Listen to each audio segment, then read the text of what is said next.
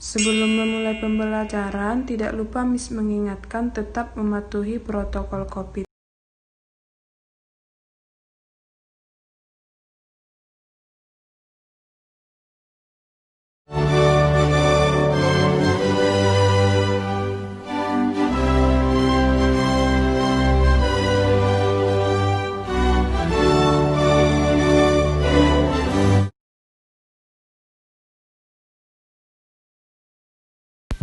Assalamualaikum warahmatullahi wabarakatuh. Halo anak-anak Miss semua. Semoga kita dalam keadaan sehat dan dalam lindungan oleh Allah Subhanahu wa taala. Amin ya rabbal alamin. Nah, jika minggu lalu kita membahas tentang kolonialisme dan imperialisme, sekarang kita akan membahas tentang kedatangan bangsa barat ke Indonesia. Sebelum memulai materi kita, Miss akan menjelaskan kembali apa pengertian kolonialisme dan imperialisme. Jadi, kata sederhananya, kolonialisme adalah melakukan pemukiman di luar negaranya. Sementara imperialisme adalah membentuk pemerintahan di negara jajahannya. Jadi sangat jelas ya perbedaannya. Kemudian imperialisme ini terbagi menjadi dua. Yang pertama imperialisme kuno, kemudian yang kedua ya imperialisme modern. Nah, kita bahas yang imperialisme kuno dulu. Imperialisme kuno itu terjadi sebelum revolusi industri, di mana pelopornya di sini adalah Portugis atau Spanyol. Kemudian tujuannya yaitu 3G atau Gold, Glory, dan Gospel. Di pembahasan sebelumnya, Miss sudah mengatakan atau menjelaskan apa itu Gold, Glory, dan Gospel. Miss harapkan semua anak-anak Miss di sini sudah tahu ya. Oke, sekarang imperialisme modern.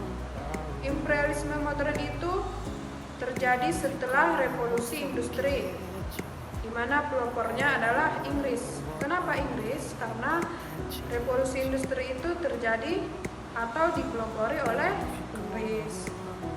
Kemudian tujuannya yaitu yang pertama mencari bahan mentah.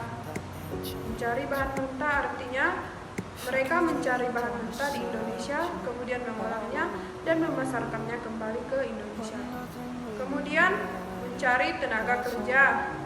Dan yang terakhir sebagai tempat pemasaran industri. Negara-negara Eropa yang datang ke Indonesia atau melakukan kolonialisme dan imperialisme yaitu Portugis tahun 1512, Spanyol tahun 1521. Kemudian Belanda di sini ada dua tahap ke Indonesia ya. Tahap pertama tahun 1596. Kemudian Inggris. Jadi kita pernah dijajah Inggris selama 5 tahun, kira-kira 5 tahun, yaitu pada tahun 1811. Kemudian Belanda tahap kedua pada tahun 1817.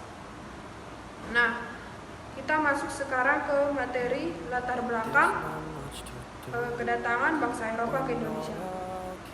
Yang pertama faktor politik, kemudian faktor ekonomi, kemudian faktor kebudayaan, faktor idealisme, faktor politik.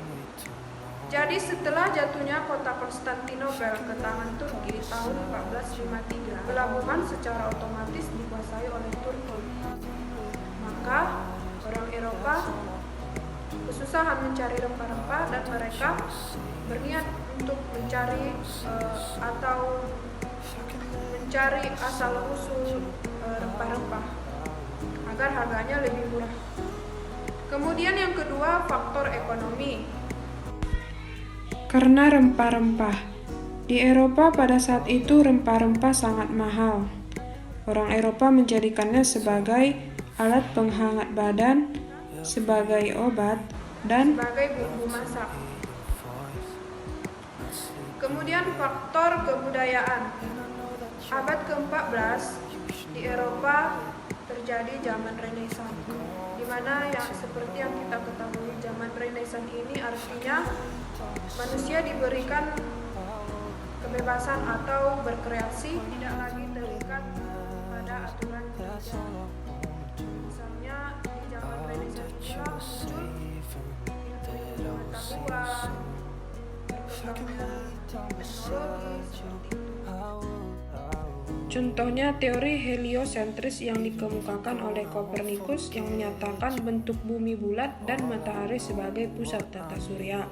Dan kedua, Galileo Galilei yang menemukan teleskop dan mempelajari gugusan Bima Sakti. Yang ketiga, ditemukannya kompas dan kisah perjalanan Marco Polo dalam buku Imago Mundi. Kemudian faktor idealisme, yaitu tadi Triji, God, Glory, dan Gospel. Proses penjelajahan samudra. Jadi yang pertama kali datang ke Indonesia itu adalah Portugis yang dipimpin oleh Vasco da Gama. Namun dia gagal. Kemudian yang kedua yang dipimpin oleh Alfonso de Albuquerque dan berhasil mendarat di Malaka. Kemudian dia menaklukkan Malaka yang merupakan pusat perdagangan pada saat itu. Nah, perlu saya jelaskan di sini. Jadi, Portugis dan Spanyol sudah ada namanya perjanjian, yaitu Perjanjian Tordesillas. Apa itu Perjanjian Tordesillas? Nah, Perjanjian Tordesillas adalah perjanjian antara yang dibuat di negara Eropa, yaitu antara Spanyol dan Portugis, di mana Spanyol berlayar ke arah barat dan Portugis ke arah timur. Spanyol dan Portugis bertemu di Maluku. Sudah jelas hal ini melanggar perjanjian Tordesillas, maka dibuatlah perjanjian Zaragoza yang mana Portugis tetap di Maluku. Kemudian Inggris dan Belanda bisa dikatakan saudara di Eropa, tapi mereka saling berebut jajahan di Indonesia. Itulah sebabnya nanti diciptakanlah Convention of London.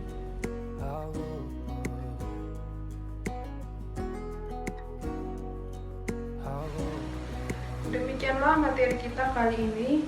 Semoga ilmunya dapat bermanfaat dan ananda kami tetap menjaga kesehatan dan tetap fokus belajar.